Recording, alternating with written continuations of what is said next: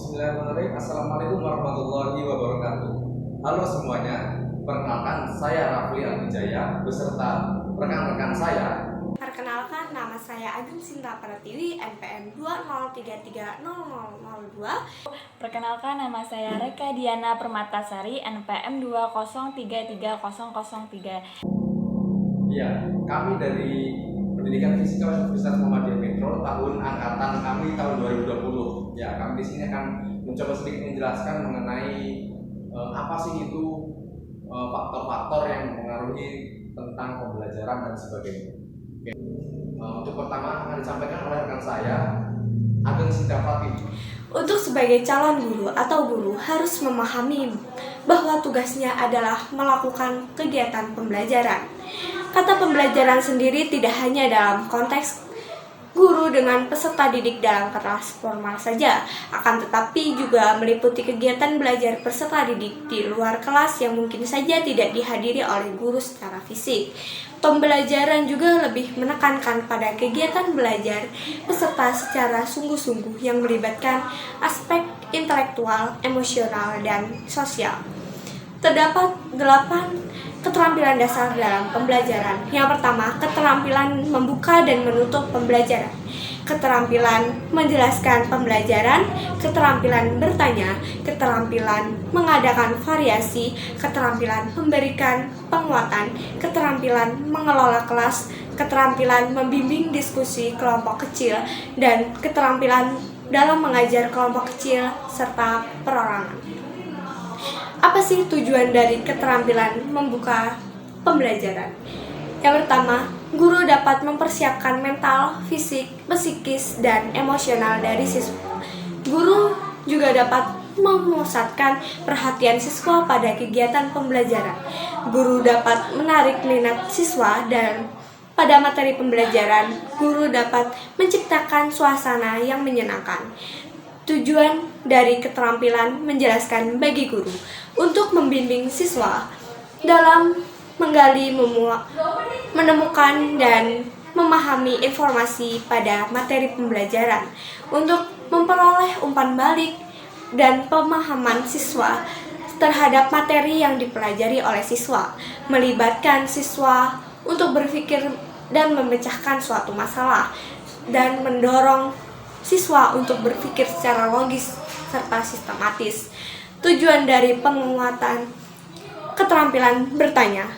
Yang pertama, membangkitkan minat dan rasa ingin tahu siswa, membangkitkan motivasi serta mendorong siswa untuk berpartisipasi secara aktif dalam kegiatan pembelajaran, memusatkan perhatian siswa pada pokok masalah, mengaktifkan dan membuat siswa menjadi produktif dalam kegiatan pembelajaran, menjajaki hal-hal baik yang sudah atau belum diketahui oleh siswa, masalah dalam belajar, memberikan kesempatan kepada siswa untuk mengasimilasi informasi, mengevaluasi atau mengukur hasil belajar, dan memberikan kesepakatan pada siswa untuk memahami materi, mengembangkan kemampuan berpikir secara kritis.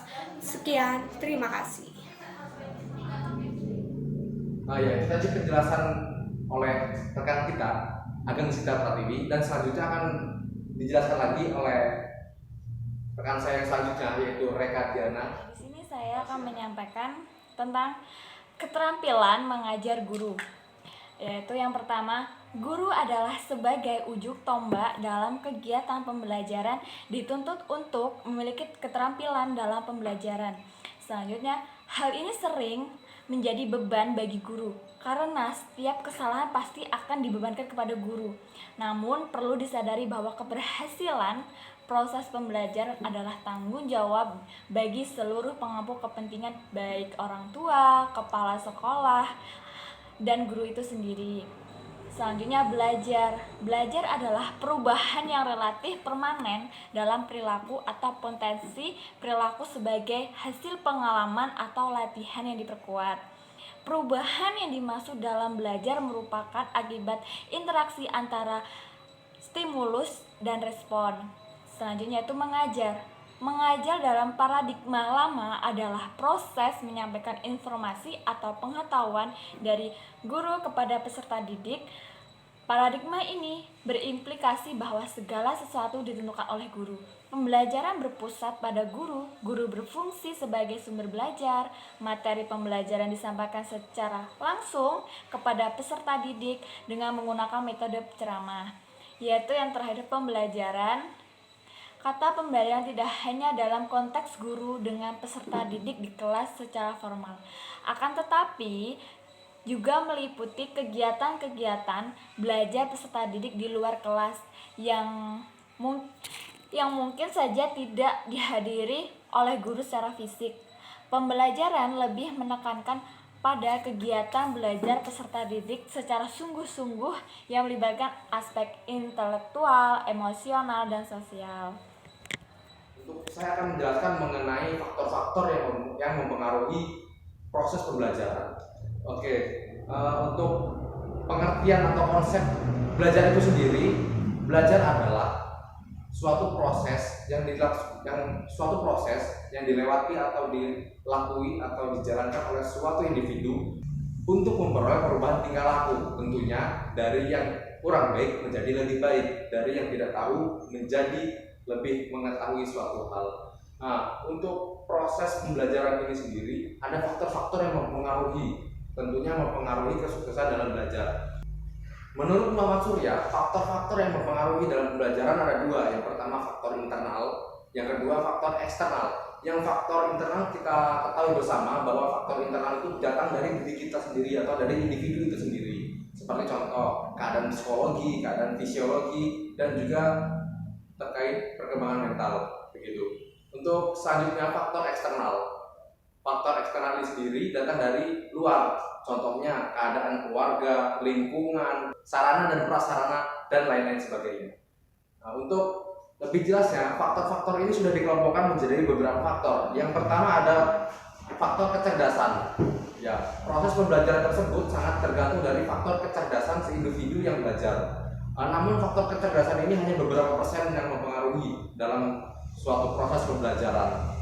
Yang selanjutnya ada faktor belajar. Bagaimana individu tersebut belajar itu sangat mempengaruhi keberhasilan belajar. Selanjutnya faktor sikap dan minat. Individu yang ingin belajar harus memiliki sikap positif atau minat terhadap sesuatu yang dipelajari. Contoh, ketika suatu individu atau suatu orang sudah menganggap pelajaran ini susah, aku tidak suka dengan pelajaran ini. Nah, dengan hal tersebut maka faktor belajar menjadi agak terganggu karena sudah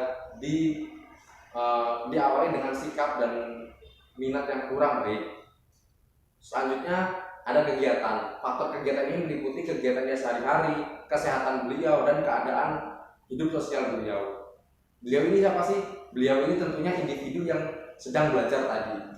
Selanjutnya faktor emosi. Emosi individu yang sedang belajar sangat mempengaruhi bagaimana proses belajarnya. Jika emosinya tidak baik, maka diharapkan proses belajarnya juga akan baik. Jika keadaan emosinya buruk, maka proses pembelajarannya akan terganggu. Yang selanjutnya faktor lingkungan. Faktor lingkungan ini sangat mempengaruhi individu yang sedang belajar, khususnya anak-anak yang sedang belajar. Karena apa? Banyak kajian-kajian mengenai ada beberapa faktor yang mempengaruhi belajar, dari individu, orang tua, keluarga, dan juga lingkungan.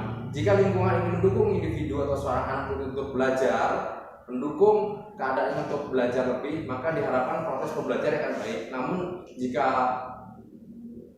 individu ini berada di lingkungan yang kurang baik atau dalam tanda kutip negatif, maka ada kemungkinan proses belajarnya akan terganggu dan akan menarik individu tersebut keluar dari proses belajar.